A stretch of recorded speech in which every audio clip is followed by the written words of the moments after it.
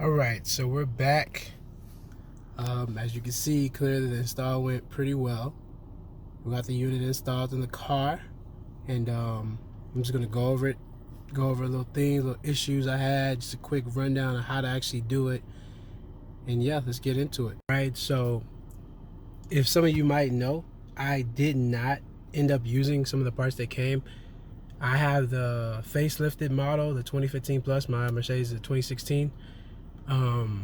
So I didn't have to use the bracket or the little plastic assembly that would cover all this right here, because I didn't have the gap from the old, NTG system. But yeah, pretty much all I had to do was come back here and remove those two covers. Just use like a little flat screwdriver, remove those two covers, pop those off. There's two security screws. I don't know what they call them. They're not hex head, but they're like torque bit screws. You can see them here on the back of the original screen. You'll just come, you remove these two screws like so. You remove these two covers. They open up on the original screen. They don't even come off. On that one, they actually pop off. So yeah, you remove those. Inside there, you will find two holes, and in that, you will see two screws. That's the first thing you have to do. First thing you have to do is remove those screws. Because if you follow anyone else's, they tell you to do the dash first, you're going to get stuck and you're going to laugh at yourself. Remove those screws, unplug these connectors if you can reach them, pull them out. Pull the screen out. It just slides straight up. You might have to force, not a force, but it really much just slides straight up. Just pull and it'll come up. Alright, once you get that done, there's a panel on the passenger side door right there. Right? You use those pry tools they give you, and you pop that panel off right there. Stick it in here, it pops off. So that panel comes off pretty easily. It has a few little clips, and that's it. There's a screw right there. You remove that torque bit screw too, and then you come down here, right in the glove box, man. Like, I wanted to use the ambient light to help show where that screw is. There is a hole right there. There's a screw right there. You have to remove that. All right, and you would think you were done. That is all the screws, all the torques. But the trick is you have to use that long piece and come in right here. Something like a pin or something real narrow. They have a little pick tool in there. You can use that pick tool, but if you can find like a small Allen wrench, with the long extended Allen wrenches, go ahead and stick that in here. Right by, see where the key ignition switch is? You're gonna stick that right up in there, and you're gonna push up. There's a tab. You're gonna feel the dash is already loose. You push that tab, and it's like a release. It's like a clip. You hit that clip, and then this will all come off.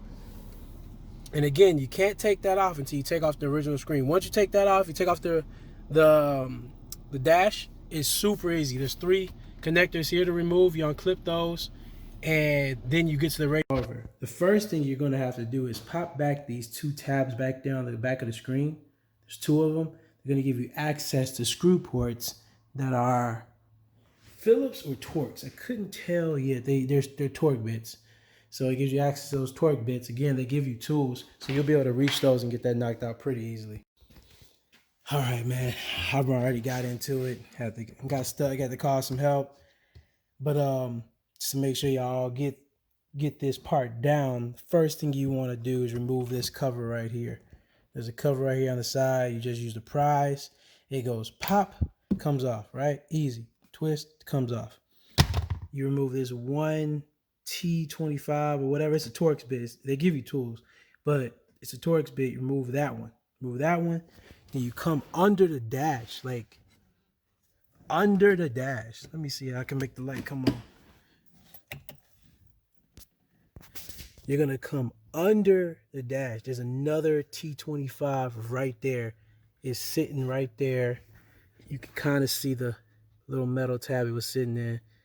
Yep, right there. Right where my finger's at. Right there. So yeah, there's another one right there. And there's a trick right here, man. Like right there where the light tube goes in. You're going to stick a punch. They give you this long little sharp thing right here. Right? If you had something blunt, I would say use something blunt like a skinny screwdriver like I did. Use that, and you're going to stick it in there, and there's a clip in there, and when you dislatch it, it'll come off. and that'll let you get to the dash. All right, so now you get the dash out. You got 3 clips on the dash. Just make sure you get those 3 off. You got 2 clips right here on the screen. I'm about to pop those 2 off, and then we're gonna move forward with the radio. With the radio, you got a screw right here, another torque. I think it was a T15. Another T15, another T15 over here. You get those 2 out, and I'm about to see if that's enough to get the radio out.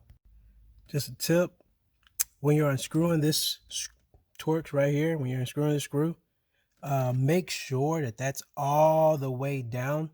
Like, you'll see it when you're unscrewing it. If you're using like a power tool or something, it'll come up, it'll lift it up, and it'll make it hard to remove the radio. You'll think you still have some in, but just put the screw back in, push it back down, and then you should be able to proceed after that to remove the radio. And then the radio will just come out like so.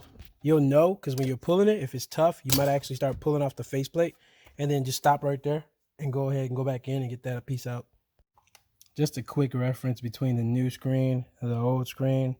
Obviously, you can see these massive bezels on the old screen compared to these, 2016 tablet style bezels. Like, they're not that bad. They're probably an inch, half an inch bezel on each side, and this is like 3-inch bezels. So in terms of size comparison, you could see they're pretty much the same length, or how would you say that? That's width. So they're the same width. The Android screen does have beat by like an inch to say. The height of this, the actual Mercedes-Benz is taller than this new screen, which is pretty good. I mean, they fit a lot of power in this little bitty screen to do what it can do and still be smaller than the stock factory screen. So props. All right, so what I did here is I tucked all the auxiliary connectors and wires. I tucked them up and deep inside the AC duct, like on top of it. You can see there it's all tucked away. It's not getting in the way of any clips and stuff. I'm trying to get this bundle to fit, and to do so, you're gonna have to, move a lot of things around. There's not that much space back there. It looks like there is, but it's not. Yeah, so I'm gonna get this in there. Then I'm gonna try to tuck the USB cables somewhere. I couldn't get them to pass through here like I see some people do. I was gonna get them to pass through there and just sit in the net, but I couldn't get them to pass through there. So now I'm trying to see if I can stuff them up top to where if I do need to access them, I can remove this and get to it. So I won't beat a dead horse. This thing works pretty great. It works good. Still need to use it a little bit more. This is the only thing that kind of makes me salty. And like I said, I'm not gonna beat a dead horse. But I'm so tempted to leave this thing on Bluetooth audio if I'm not gonna be using CarPlay automatically. I'm about to get back in it and try to figure out how to do the wireless CarPlay and wireless Android Auto. But yeah, that is definitely, this right here, this ain't gonna work. That Bluetooth, utilizing their little system and still not getting it right there in front of me and using the steering wheel controls to change my tracks, not gonna work, bro. Not gonna work at all. So yeah, I'm gonna go back to here, and then I'm gonna go back and I'm gonna try that out and see how it works, and I'll give you guys some feedback on that.